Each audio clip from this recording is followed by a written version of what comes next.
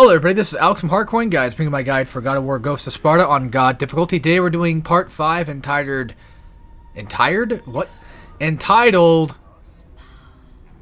Chasm of Solace. Yeah, that sounds about right. I think that's... Yeah, I don't remember.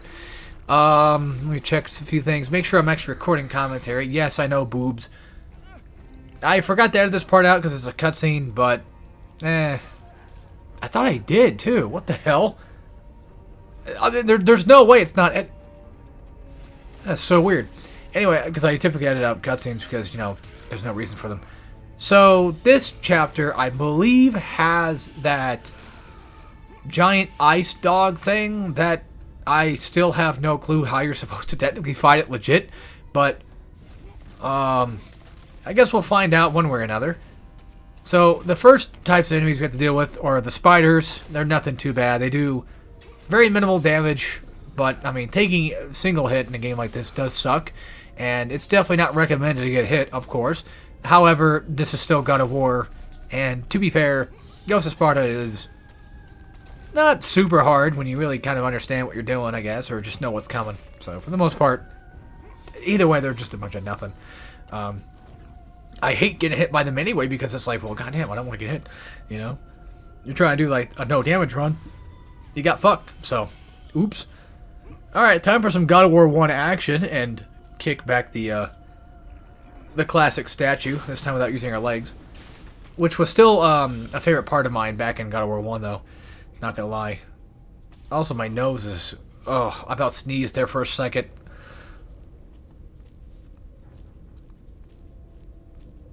But speaking of God of War 1, I've been kind of a little bit in the mood of wanting to maybe one day do a re-guide of it. I've thought about that in the past of doing advanced guides, or at least doing a secondary guide when I may know more stuff or just want to try a guide again, but we'll see.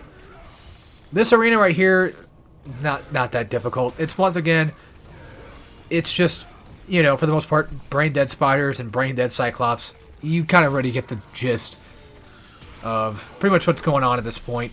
This is where that whole thing I brought up about Ghost of Sparta being kind of butt-fuck insanely hard, if you don't know how to take care of an arena, to butt-fuck insanely easy, like Chains of Olympus style. And that, of course, being this arena right here with just constant spiders. All you gotta do realistically is just go around and kill the spiders. Now, in real life, though, you don't really want to kill spiders in real life because those are your friends. Just stay away from the poisonous ones, of course. But with jumping spiders, please don't hurt jumping spiders. They're nice, cute little creatures. But in this arena, I think you can technically stand where the Cyclops is going to spawn, and it will stop him from spawning in.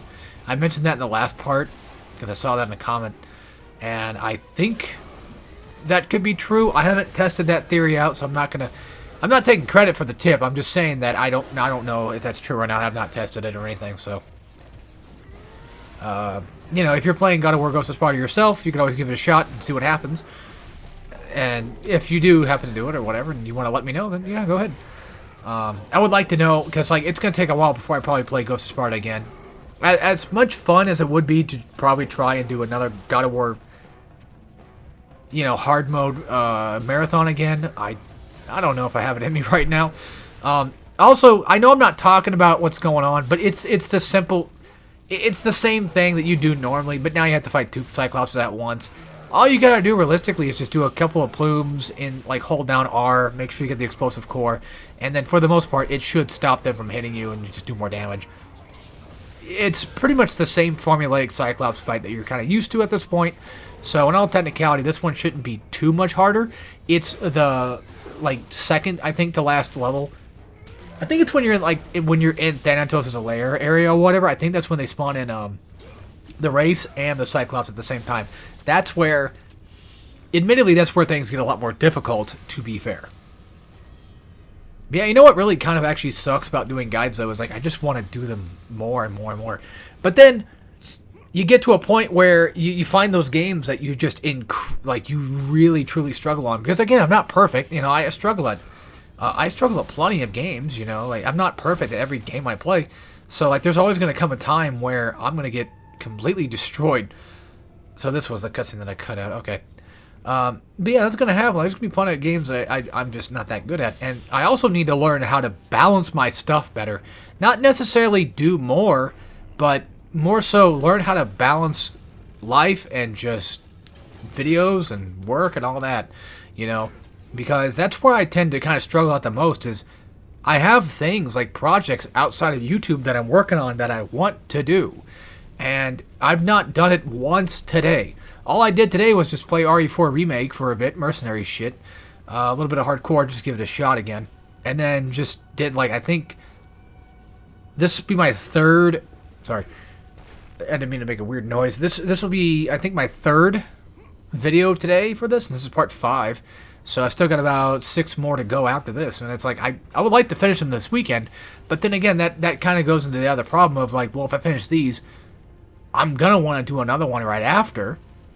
To just kind of catch up on stuff because I've been gone for so long. I kind of want to get caught up on Hardcorian guides. I need to learn how to balance that a bit better. And for those that are curious, most likely I might do Transformers Wheeljack, and then we'll go hop into God of War Ascension, probably. So, yeah. Anyway, these Harpies are the same type of Harpies that you fight from Chains of Olympus, although you can't actually parry their attacks. So, there you go. They're also relatively easy to grab. If you're having trouble grabbing an enemy, there's a little trick that kind of works in this game. I haven't really tested it fully, but there's a little trick that I remember from like older games where you pretty much just hit square to do like a light, range attack, and then you hit circle, and then usually if you get a hit, you can hit circle. If you're within a certain amount of range, it'll just usually work as a grab, because like basically I'm throwing out a light attack to put them in hit stun, and then I'm going for a grab. And that should work, but these guys are easy enough to the point where you don't really need to do that anymore, or really at all, because if they give you too much trouble, you just parry their attacks, and they can't really do much about it. But anyway, back to talking about guide stuff real quick, because we got time. I've always wanted to do Uncharted, but I also feel like it's kind of too late to do that, you know what I mean? Like, that's such an old... I mean, these games are old too, yes, but I feel like there's not really much care for Uncharted these days.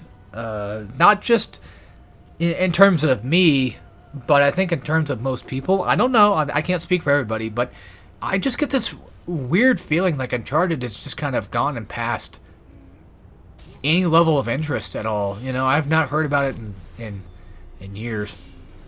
So, I don't know. I mean, last was, like, of course, the movie and stuff, but I don't know, man. I know people probably do want to see me do Last of Us Part 2. I have little to no interest in Last of Us Part 2. Grounded mode for Last of Us Part... Yeah. For Last of Us 1, grounded mode has always been kind of a thing I would like to try, but... I don't know. I mean, in all technicality, at the end of the day, I'm more of a hack and slash player anyway, so there's that. I've thought about doing, like, Ninja Gaiden Black. That was a consideration. So there's that. There's also Ninja Gaiden 2 Black.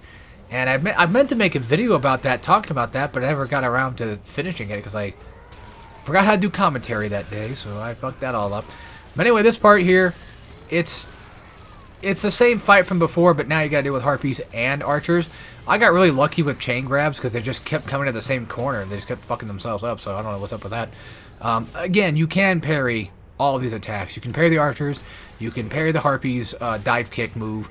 So, God, I'm sorry. I just got this wave of, like, I love Hardcorian guides. What can I say? Doing commentary, like post-commentary, it's just, it can be fun. It depends on the game. Really depends on the game in question. For example, Wolverine, I liked playing Wolverine for the most part, but god damn, I should not have done them in like 2-hour parts. That was ridiculous. I did it by chapter, and there's 5 chapters, and they're about a couple hours long. I should have divided it in half or fourths like I do with God of War, but I was too prideful. I'm like, it's a chapter. I gotta do it that way. And what happened? Well, I ran out of stuff to talk about. Which I'm surprised I even can. I probably surprised most people, but yes, I can technically run out of stuff to talk about. I mean, with a game like Wolverine, it's not that hard to run out because it's the same repetitive game over and over again. I still like Wolverine X-Men Origins. I still like it. And to be fair, Insomniac's making a new one. And at first I was like, oh, it's going to be like God of War 4, but I don't know. We'll see. All right, so real quick, just to explain a few things. Yes, I restart checkpoint. But this guy will charge at you the instant this fight starts. So what I like to do is I like to jump and do that triangle attack to keep myself from getting hit. That's the reason why I did that. Now, when these little goofballs spawn in, I go for them immediately. And this is the thing that I think most people kind of tend to be very bad at handling. Not you guys. You guys are great. I'm talking about people that suck at video games. People who clearly are not very good at anything video game related tend to really suffer with, especially with games like Ninja Gaiden, is they don't prioritize their enemies around them. By the way, I don't know how true this is. This enemy is so weird. I still don't get it. Do not go for a grab immediately when you see circle, because I think you take damage if you do it too early. I think so. I've not exactly figured that out yet or not. That requires more research. But just to go over the basics of techniques here, it's really just understanding the telegraphs and understanding when to dodge, and of course getting explosive cores to constantly hit the monster will and should technically kind of stun it. Yeah, I don't think I took damage. I don't think so. So maybe going for a circle attack might be the smart thing to do. But I kept thinking like, oh man, that's going to do damage to me. But I don't think it does. I think you just do damage to it and you just get thrown away. Because it looked like I didn't take any health off at all. So it's such a weird fight. In the beginning part, I can't stress it enough. The beginning part of that fight, you want to basically jump above the enemy because there's hardly any room to get around that damn thing. It's hard to avoid that attack. I don't know. I haven't found a way to figure it out. Of course, I'm always willing to take any feedback if anybody knows, of course. But I just have no idea. Because the cool thing about feedback and comments on videos like this, not just for algorithm stuff, I'm talking about like in general, is like you can theoretically help other people out too. Because somebody might go to my video and they might see me doing this and might see me kind of struggling and not have like the best idea of how to handle a situation. Somebody in the comments could come up and they could say, oh, by the way, you could have done this. And then someone can see that comment and they'd be like, oh, wow, I didn't know you could do that. That's cool. Thanks. So, in all reality, it's really just kind of a community help thing. The same thing happens to me, too. I'll watch somebody else's video or a guide or whatever, just either because I want to or I need tips for something. I'll see somebody in the comments say something, and I'm like, I didn't know about that. Next thing I know, it's like, well, there you go. Now you know about it. So, honestly, I've always felt like the hard mode community is a cool community of people, but of course there's always the people that do suck. But I do kind of honestly feel like in comparison to my own Let's Play channel, I get way less hate on this account than anywhere else.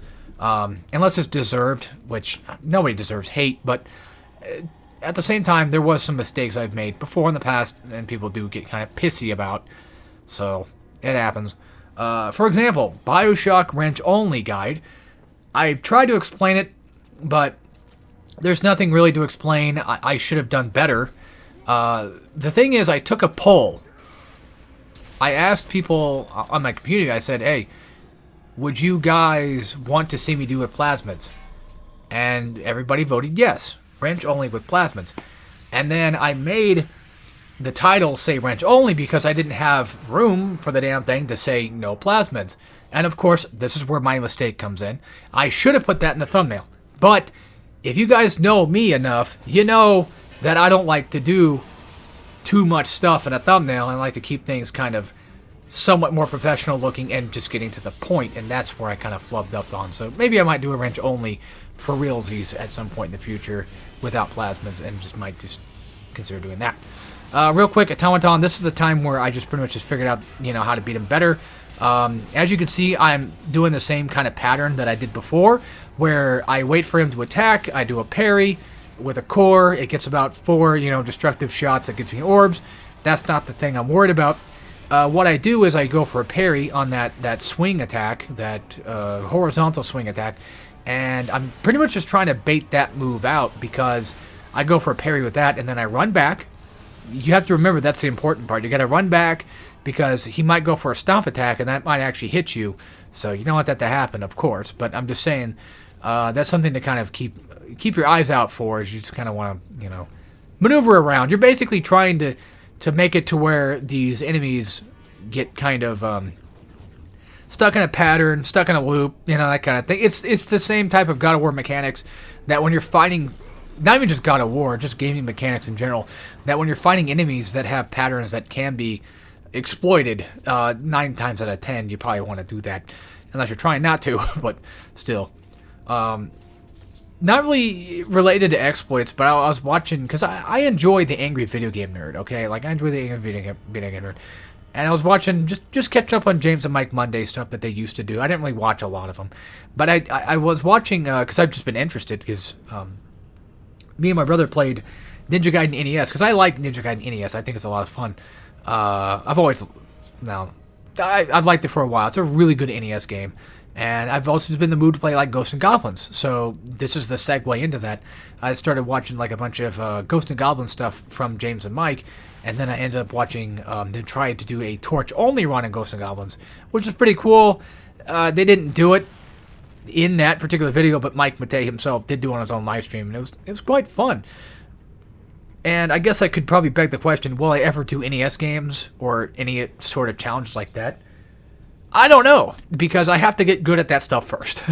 That's the problem. And then for those that are still probably they're probably still wondering, what are my thoughts about doing live streams on Hardcorian Guides? Because a long time ago, somebody politely asked, are you willing to do streams on Hardcorian Guides? And I said, not really. It's more so for my main channel type stuff. Because I like to have Hardcorian Guides be a little bit more organized and more professional-ish looking. As in, like, I only do one guide at a time. I don't overfill it with anything.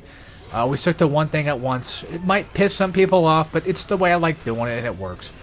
And every once in a while, if my friend ends up doing something of his own, which he's only ever done 2, then, that can always take place and give me a little bit of a break, I guess you could say. And it's just kind of fun to have and a little bit of variety. Also, for this part, it's just grabs. It's just grab city. That's all you gotta do, really. I wouldn't worry too much about trying to fight them legit. Just grab. So, yeah, in terms of streams, I've thought about it, of course, because, like, there's things that would make more sense to do on Hardcorian Guides. Like, Ninja Gaiden Marathon. God of War Marathon back then was a thing. But I just feel like it wouldn't fit with the scheme. I can't believe I said that. Now I sound like Eddie from Ed and Eddie. It's a scam. My channel's a scam. What the fuck? Not a scheme. It won't fit in with the theme or whatever the hell I was trying to say. I have no clue.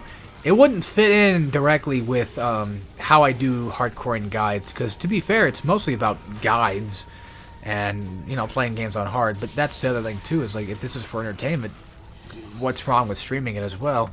And I understand that, and I can see if people would ever have issues with that, I would totally understand where you're coming from.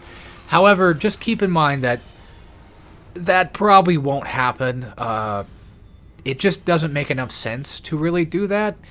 And I don't mean to sound like a douche, but I guess to an extent, it's like, well, even if I did stream, I don't feel like people are really going to show up for that. Like, I have an audience, but I don't feel like, especially with how, the algorithm works and everything, I feel like people are just going to miss out on the stream anyway. And I don't have a big enough of an audience to probably even get the reach to show up in the first place. By the way, I was going that way just to check if there's stuff back there. I'm just looking at, like, which way is progress, and I'm like, yeah, that looks about right. So I go right, I double right back, and there's chest down there. Yeah, I'm kind of dumb sometimes. It happens.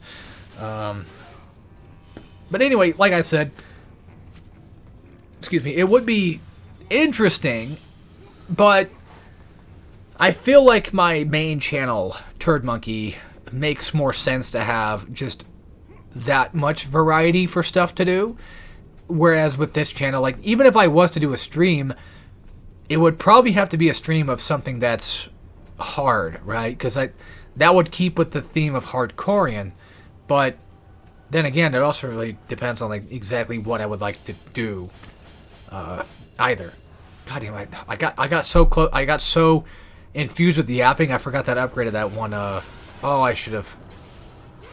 Oh, guys, I'm sorry. I should have edited this. It's kind of too late now. I forgot about this part.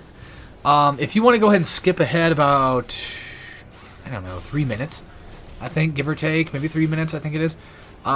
Because I'm just doing nothing but parries. Because I didn't know if she, like, where's her fucking health at? Because she just keeps attacking me.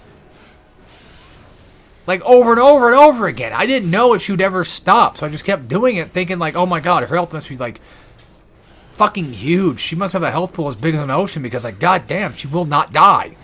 And I think that's not the case. I think it's just because I got her in such a terrible loop that I ended up screwing myself over multiple times. Because here I am just sitting here thinking, like, goddamn, like, this is not normal. Like, I know it's a boss fight, but holy shit.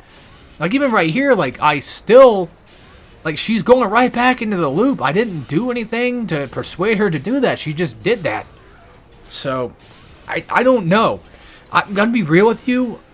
If it helps, if you just want to parry and get like 100 hits or whatever, then go right ahead. This might be the place where you can get like, 600, 500 hits in or whatever. I don't remember if that even was a trophy. I don't know. But at the very least, I can tell you one damn thing for sure is she ain't got a health bar after this anymore. Tell you that. But like I said, you might want to skip like a few minutes ahead here because there's just nothing but parries for a while. I think I get up to like 200, maybe even close to 300. I don't know, but there's like, I think there's like a second phase. There's a second phase to this fight too, and yeah, I should have stopped trying to do parries a long time ago, but I was too scared to let go. I was like, oh shit, what if she has an unblockable attack? Because like sometimes in this game, they have attacks that can't be blocked, but they can't be parried. Also, I find it funny that this is the perfect time to yap about literally anything I could have yapped about, minutes before. And here I am just not doing that now. Oh, there we go. Finally got her. I guess if I had something to yap about, I don't know. I mean, I started playing Sly 2 on PS5. I've beaten it plenty of times before on PS2, PS3 version. I don't think it was ever ported to PS4 except for the streaming online thing for PS3, and now it's finally available for PlayStation Plus, so that's cool. I still like Sly 2. I think it's funny because it used to be my favorite. Actually, 1 did, and then 2 became my favorite, and then 3 was like, you know what, maybe 3's better, I don't know. But it's still good, still very good. Would love to see a new Sly game ever. Would love to see a new Ratchet game. Because, I mean, I liked Ripped Apart enough. And then I would love to see a new Jak. Because Jak 4 would have been cool. But we got Lost Frontier, which is not completely terrible. Yeah, I'm of the mindset that, like, I don't mind it, I don't really tend to hate games unless it's something that's just incredibly insufferable. But even then, that doesn't always happen all the time either. Because there's, I'll give you an example of a game I don't really care much for. Blasphemous. I know it sounds blasphemous to say that, but that's true. I'm not a big fan of Blasphemous. I don't really care much for 1. I don't really care much for 2. I've actually beaten 1. And I went through the whole game, beat 1, and just...